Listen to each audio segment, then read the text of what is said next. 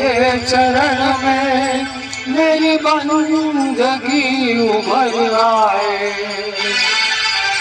मेरी जिंदगी संवर जाए। ये कहा है मेरे मन में गुरु आपके चरण में मेरी बंदगी उभर आए, मेरी जिंदगी संवर जाए। ये कहा है मेरे मन में गुरु आपकी अगन में मेरी भक्ति निखर जाए,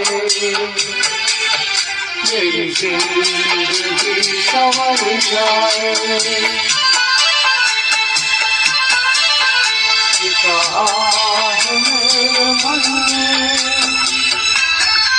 चातुर्मास काल के अंतर्गत आइए हम गुरु भक्ति का, गुरु वंदना कर, गुरु की कृपा पाने की